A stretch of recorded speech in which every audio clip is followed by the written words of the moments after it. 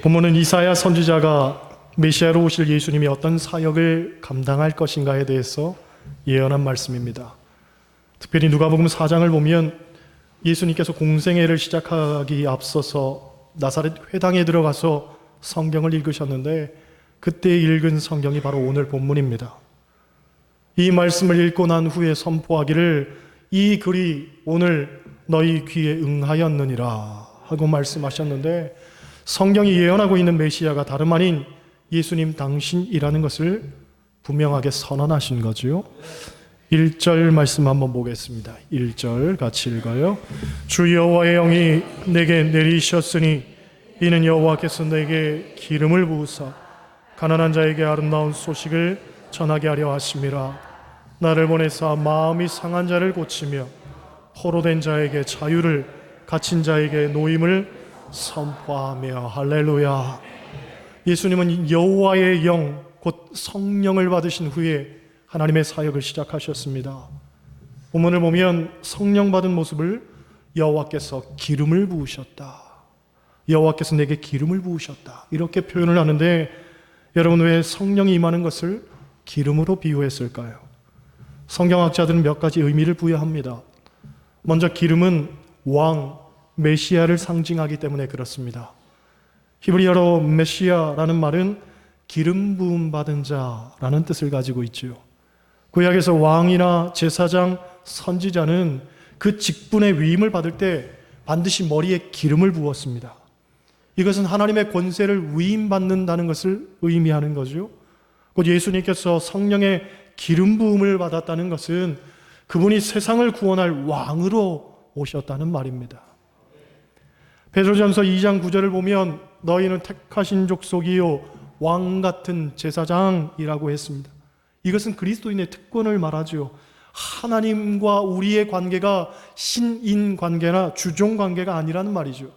하지만 분명한 것은 우리가 택하신 족속 왕 같은 제사장이 되기 위해서는 우리도 기름 부음을 받아야 한다는 거예요. 특별히 성령의 기름 부음을 받아야 합니다. 그래야 진정한 하나님의 백성이 될 수 있습니다. 둘째로 기름은 불을 상징합니다. 옛날에는 전기가 없었기 때문에 밝히는 수단은 오직 기름밖에 없었습니다. 어둠을 몰아내고 환하게 밝히기 위해서는 기름에 불을 붙여야 하죠. 곧 예수님께서 성령의 기름 부음을 받았다는 것은 빛으로 오신 예수님을 상징하는 겁니다.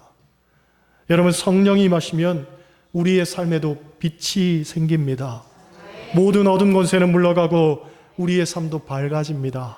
긍정적이게 되고 소망을 갖게 되지요.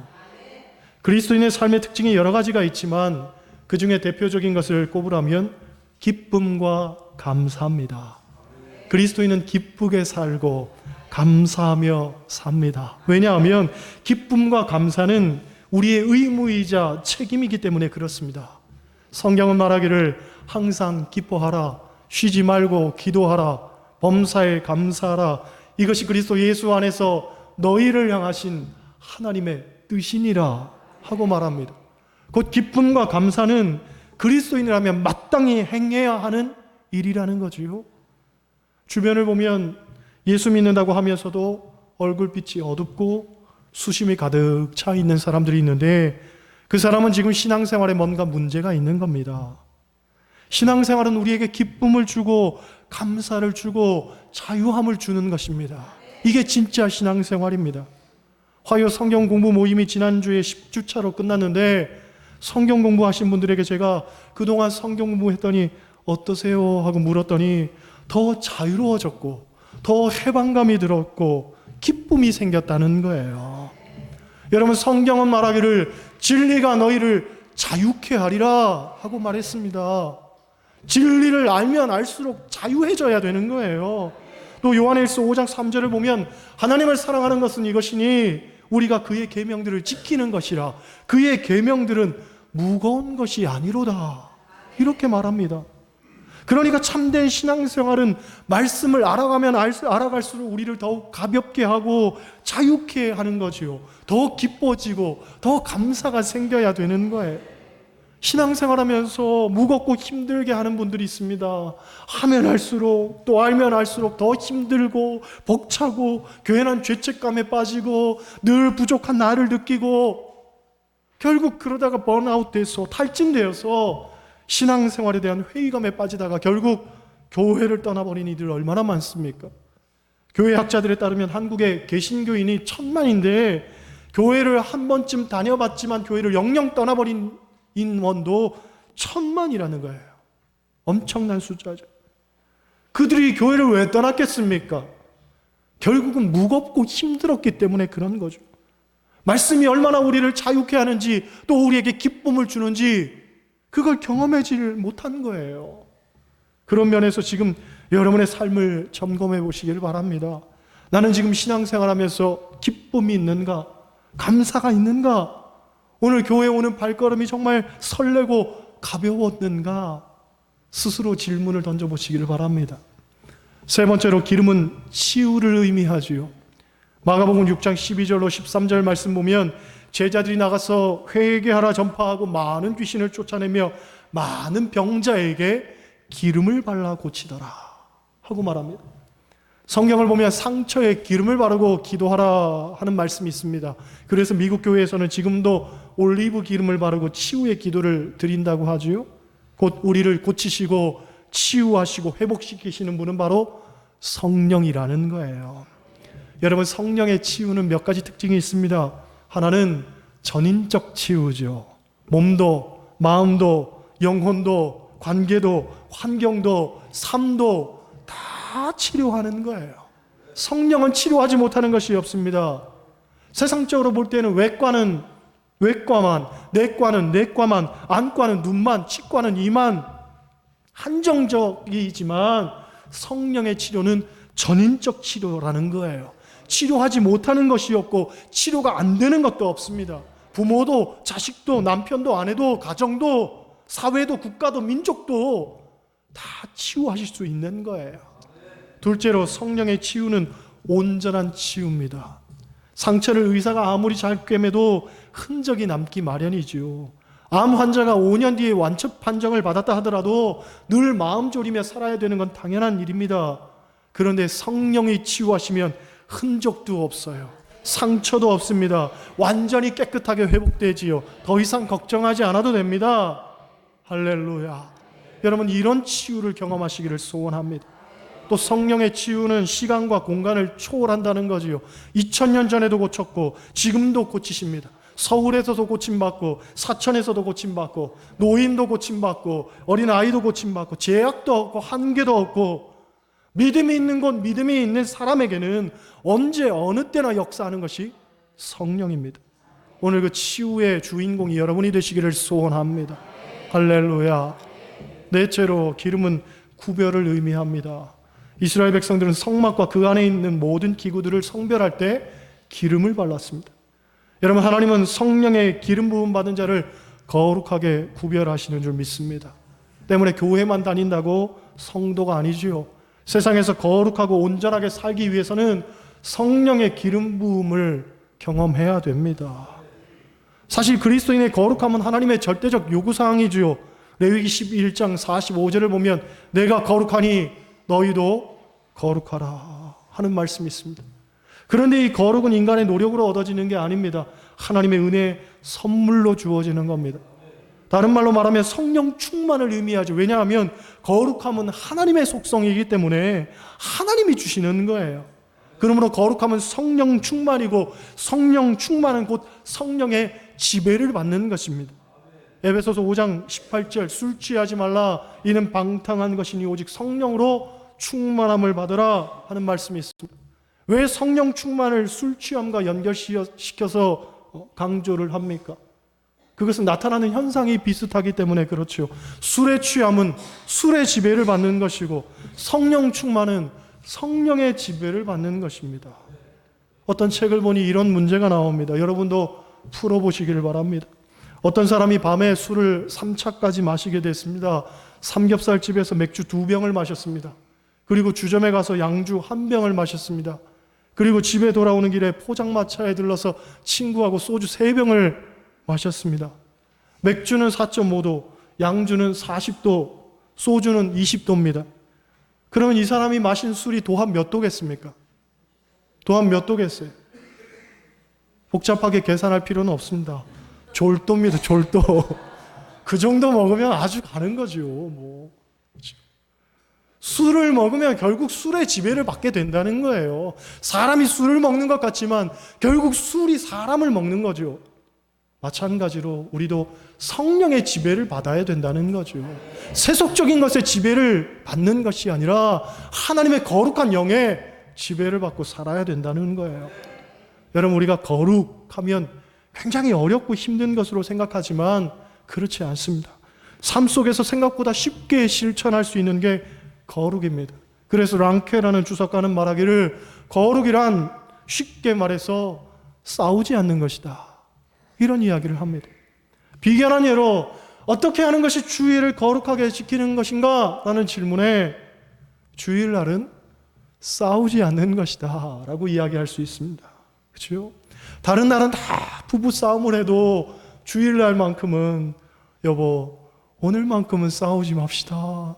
그러면 주일을 거룩하게 지내는 거죠. 교회 와서 예배만 잘 드린다고 되는 게 아닙니다. 그게 거룩한 게 아닙니다.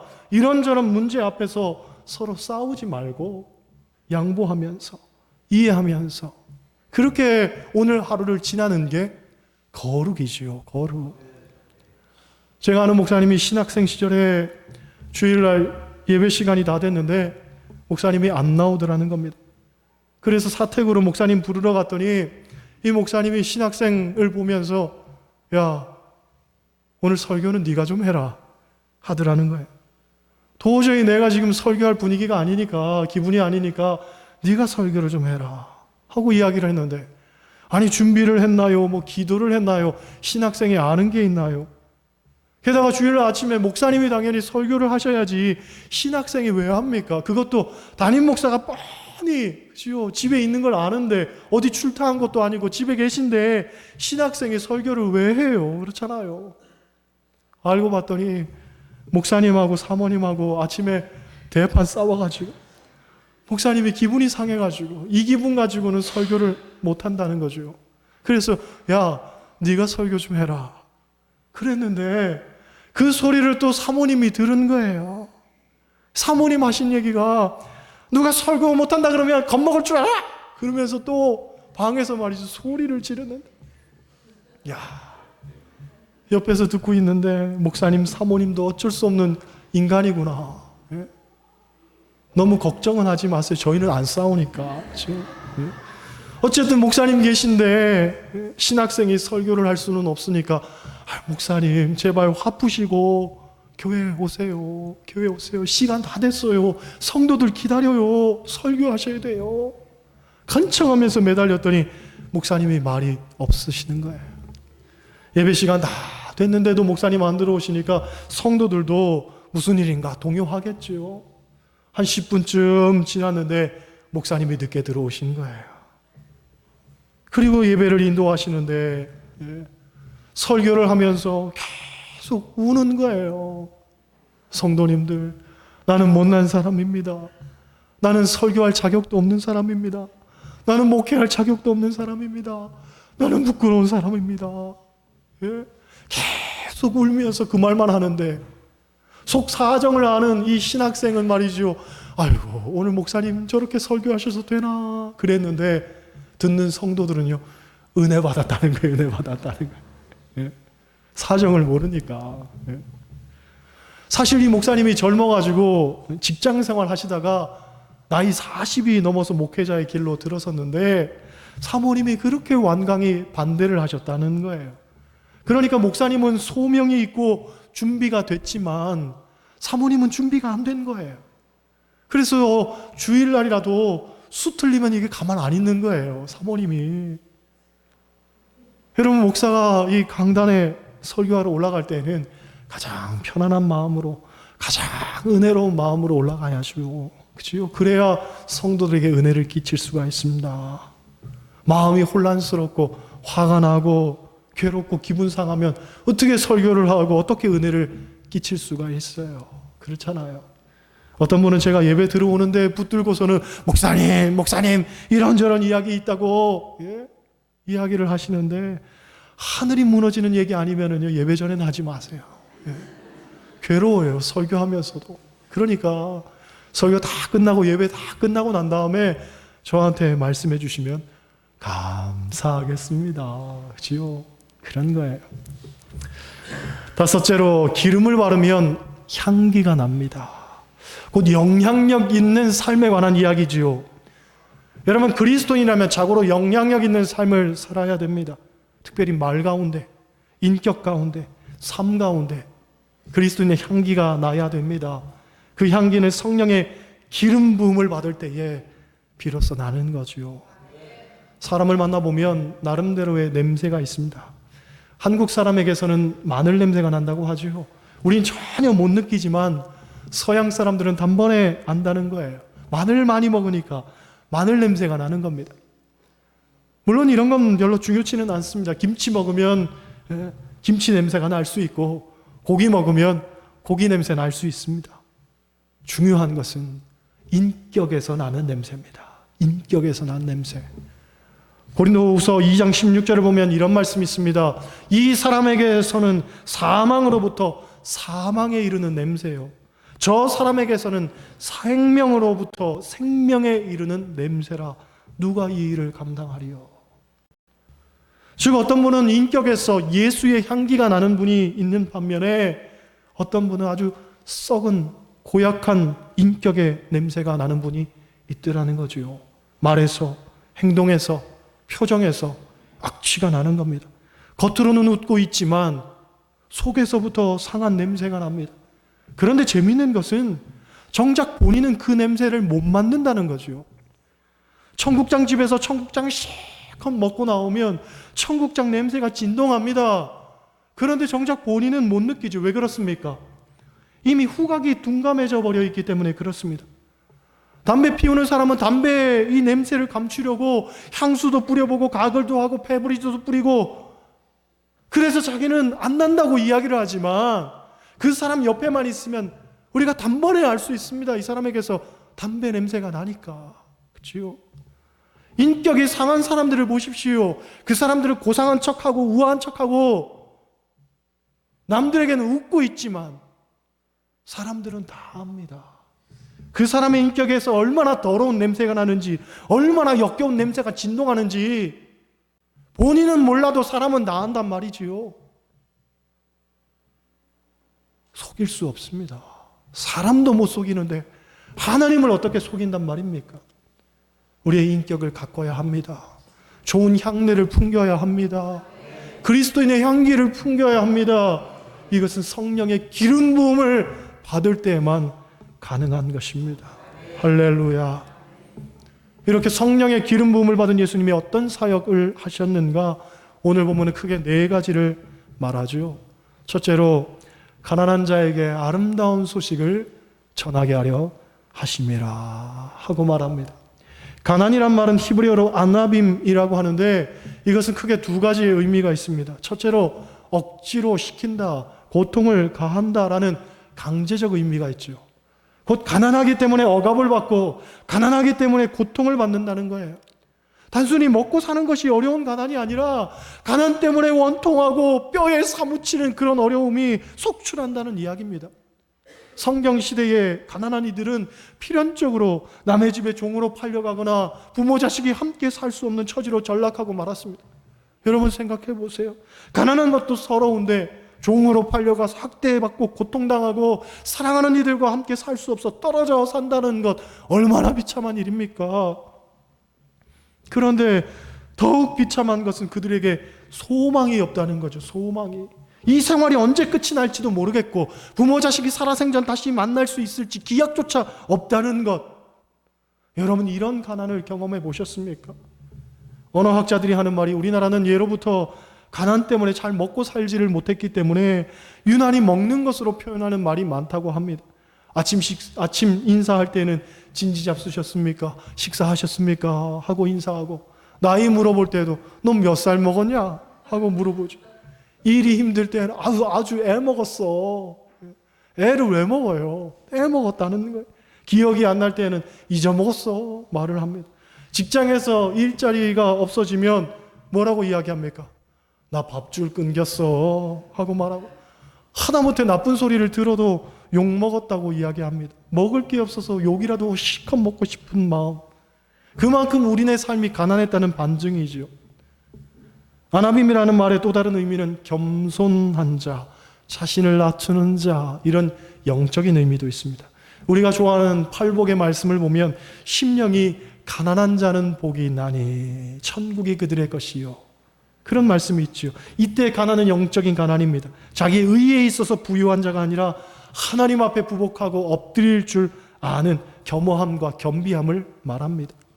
그런데 이렇게 가난한 자에게 예수님께서는 아름다운 소식을 전하러 오셨다는 거예요.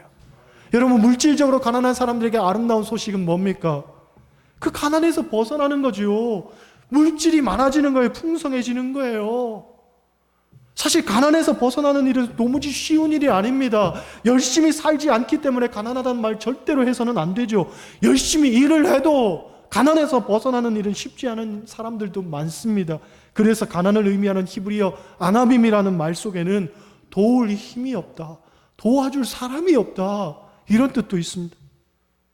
그런데 여러분, 우리 주님이 우리의 도움이 되시는 줄 믿습니다. 시편 기자는 고백하기를 눈을 들어 산을 보라, 우리의 도움이, 너의 도움이 어디서 올꼬, 천지를 지으신 여호와에게서로다, 그렇게 고백하지요. 주님이 우리의 도움 되신다는 거예요. 가난 가운데 지금 사무치는 한을 갖고 계십니까? 주님이 여러분과 함께 하실 줄 믿습니다. 여러분의 경제적인 어려움도 면케하시고 우리가 고민하는 이 가난의 문제 주께서 도와주실 줄로 믿습니다. 다음으로 영적으로 가난한 자에게 아름다운 소식은 무엇입니까? 그건 영생이죠. 영생. 아모스서를 보면 아모스 선지자가 이 시대를 진단하기를, 보라 날이 이를지라 내가 기근을 땅에 보내리니 양식이 없어 주림이 아니요 물이 없어 가람이 아니요 오직 여호와의 말씀을 듣지 못한 기갈이라, 이런 말씀이 있습니다. 우리가 왜 영적으로 피곤합니까? 왜 곤비합니까? 그것은 하나님의 말씀을 듣지 못한 기갈이라는 거예요. 왜 우리가 낙심하고 왜 두려워합니까? 구원과 영생에 대한 믿음이 없기 때문에 그런 거예요. 말씀이 여러분 귀에 들려지시기를 소원합니다. 주님께서 주시는 이 영생의 축복을 받으시기를 소원합니다. 이게 우리에게 아름다운 소식이 되는 거예요. 둘째로 주님은 마음이 상한 자를 고친다고 했습니다. 마음이 상한다는 말은 마음에 상처가 있다는 거죠. 옛날에는 육체의 상처가 있는 것만을 병으로 여겼지만 지금은 마음이 병든 것, 마음의 상처가 더 중요하다는 걸 알게 됐습니다. 왜냐하면 육체의 질병이 있는 사람은 일부분이지만 마음의 병은 누구나 다 갖고 있더라는 거예요. 과학이 발달하고 의학이 발달하면서 예전에는 못 고치던 병들에 대한 치료법이 발견이 되고 개발이 됐습니다. 암도 정복해 가고 있고 에이즈에 대한 치료도 상당한 진척이 되고 있습니다. 그런데 마음에 대한 치료는 아직도 제자리 걸음이죠. 게다가 앞으로도 요원합니다. 왜냐하면 내 마음 나도 모르는 게 인간이기 때문에 그렇습니다. 이게 인간의 실존이죠. 내 마음을 나도 모르는데 누가 내 마음을 고친단 말입니까? 그렇죠? 때문에 결국 마음은 그 마음을 만든 분만 고칠 수 있는 거예요. 우리의 마음 누가 만들었습니까? 하나님이 만드셨습니다. 하나님이 여러분의 상한 마음 고치실 줄로 믿습니다. 셋째로 포로된 자에게 자유를, 갇힌 자에게 노임을 선포한다고 했습니다. 이스라엘은 바벨론에서 70년간 포로 생활을 했습니다. 우리도 일제 36년의 억압된 생활을 통해서 자유와 해방이 얼마나 귀한 일인가를 뼈저리게 느꼈죠. 본문은 그것을 말하는 겁니다. 자유와 해방, 이것은 하나님의 간섭과 도움이 없이는 불가능한 일이라는 거죠. 제가 서울에 있을 때에 장로님 가운데 유창상 장로님이란 분이 있었습니다. 이분이 6.25 때 중공군에 잡혀서 3년 동안 포로 생활하다가 1953년 포로들을 교환할 때 석방이 되셨다고 합니다. 수용소에서 포로 생활할 때를 간증하셨는데 정말 눈물 없이는 들을 수가 없는 내용이었습니다. 이 내용이 나중에 KBS에서 보훈의 달을 맞이해서 6.25 다큐멘터리를 통해서도 나왔었습니다. 이분이 포로로 살 때에 가장 두려운 것은 이것이 언제 끝이 날지 알 수가 없었다는 겁니다. 언제 끝이 날지. 죄를 지어서 감옥에 갇힌 사람, 자기가 얼마나 그곳에 있어야 될지 알고 있습니다. 3년이면 3년, 5년이면 5년, 10년이면 10년. 그 시기가 지나면 끝이 난다는 걸 압니다. 그런데 포로는 전쟁이 끝나야 풀려날 수가 있는데요. 전쟁이 언제 끝날지는 아무도 모를 일이죠. 또 포로 생활의 두 번째 두려움은 언제 죽을지 모른다는 겁니다. 말 안 듣는다고 죽이고, 마음에 안 든다고 죽이고, 어떨 땐 재미로 사람을 골라서 죽인다고 합니다. 그러니 언제 죽일지 모르죠. 수용소에 있을 때 먹을 것이라고는 날강냉이를 하루에 한 번 던져준다고 합니다. 그런데 그것도 모두에게 공평하게 돌아가는 것도 아니고, 포로 중에서도 힘센 사람은 더 많이 가져가고, 그나마도 힘 없는 사람은 못 먹고 굶게 되는데, 그렇게 먹지도 못한 사람 데리고서 어떨 때는 밤에 행군을 하는데 하루에 40km도 행군을 한다는 겁니다. 행군하는 포로들 가운데는 병에 걸린 사람도 있는데 지쳐서 낙오되면 무조건 총으로 쏴 죽인다는 거예요. 그러니 포로로 되었다는 것, 갇혀 있다는 것, 이건 상상할 수 없을 만큼 두렵고도 끔찍한 일이죠. 그런데 여러분, 사실 우리도 영적으로 포로가 될 때가 있고 갇힌 자가 될 때가 있습니다. 세상에 대해서, 물질에 대해서, 감정에 대해서, 사랑에 대해서, 때로는 교만이, 때로는 허영이, 때로는 미움이, 분노가, 좌절이, 실패가 우리를 하나님과 단절시켜버리고 포로로 삼아서 가둬버릴 때가 있단 말이죠. 우리의 마음속에 헤어나올 수 없는 미움이 계속 끊임없이 분출될 때가 있습니다. 어떤 사람만 보면 분노가 끊임없이 내 마음속에서 일어날 때가 있습니다. 나는 예수 믿는 사람인데 이 감정을 어떻게 다스릴 수가 없는 거지요. 미워하지 말아야 되는데 미움이 생기고, 분노하지 말아야 되는데 자꾸 화가 솟구치고, 내 마음속에 이 한스러운 감정 때문에 어떻게 하지를 못하는 거죠. 이게 포로된 겁니다. 이게 포로된 거예요. 그리스도인의 양심을 지키면서 살아야 되는데 당장 눈앞에 이익이 놓여 있으니 돈을 탐닉하며 삽니다. 돈. 장로도 돈 앞에 무너지고, 권사도 돈 앞에 무너지고, 목사도 돈 앞에 무너지고, 포로가 되는 겁니다.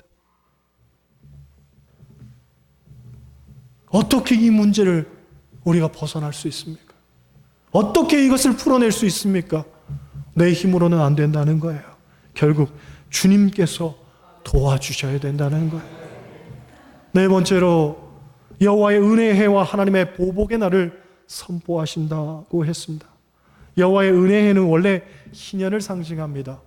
레위기의 율법을 보면 땅도 6년을 경작하면 7년째 쉬게 하고, 사람도 6년을 노예로 일하면 7년째 그를 자유케 했습니다. 이것이 상징하는 것은 우리가 죄의 노예로 얽매인 인생을 살고 있지만 예수 그리스도로 말미암아 반드시 우리의 삶에도 자유와 해방이 있을 것이다 하는 것을 선언하는 것입니다. 그런데 재미있는 것은 본문에서 은혜의 해와 보복의 날을 서로 대비시켜 말하고 있다는 거죠. 곧 이것은 주님이 다시 오실 때에 예수 그리스도를 믿고 구원받은 이들에게는 그 날이 은혜의 날이겠지만 믿지 않는 자들에게는 심판의 날이 될 것이라는 그런 메시지입니다. 여러분, 우리는 죽으면 다 심판을 받습니다. 큰 자나 작은 자나 부한 자나 가난한 자나 어떤 지위 고하를 막론하고 다 심판을 받게 되어 있습니다. 그래서 우리는 매주 사도신경을 통해서 고백하기를 저리로서 산 자와 죽은 자를 심판하러 오시리라 그렇게 말하죠. 우리 주님은 심판주로 오십니다. 그걸 고백해야 됩니다. 그래야 하루하루를 늘 주님의 심판대 앞에 설 것을 생각하면서 살 수 있고 내 삶의 성결과 거룩을 이룰 수 있는 겁니다. 3절 말씀 보세요. 3절 같이 읽습니다. 무릇 시온에서 슬퍼하는 자에게 화관을 주어 그 죄를 대신하며 기쁨의 기름으로 그 슬픔을 대신하며 찬송의 옷으로 그 근심을 대신하시고 그들이 의의 나무 곧 여호와께서 심으신 그 영광을 나타낼 자라 일컬음을 받게 하려 하심이라. 아멘. 할렐루야. 주님은 슬퍼하는 자를 단순히 위로하시는 분이 아니라 영광된 자리로 그들을 이끄시고 세우시는 분이라는 거예요. 그래서 본문은 슬퍼하는 자에게 제 대신 화관을 씌워주시고 슬픔 대신 기쁨과 찬송의 옷을 입혀주시고 의의 나무 곧 여호와께서 심으신 그 영광을 나타낼 자라 일컬음을 받게 하신다 하고 말합니다. 곧 사람의 위로는 한계가 있어요. 아무리 사람이 위로를 해도 만질 수 없는 부분이 있습니다. 그런데 주님의 위로는 한계가 없다는 거예요. 게다가 사람의 위로는 단순한 위로의 차원에 그치지만 주님의 위로는 완전히 슬픔에서부터 벗어나서 온전케 되는 그런 능력이 있다는 거예요. 어떻하십니까? 여러분 외로우십니까? 고독하십니까? 인생에 있어서 해답을 지금 찾고 있으십니까? 주님 앞에 나오시기를 소원합니다. 주님께서 여러분들이 고민하는 그 모든 문제들을 완전하게 그리고 완벽하게 해결해 주실 줄로 믿습니다. 주님 앞에 부복하고 엎드려 이 위로의 주님의 능력을 경험하며 사는 여러분 되시기를 주님의 이름으로 간절히 축원합니다. 기도하시겠어요?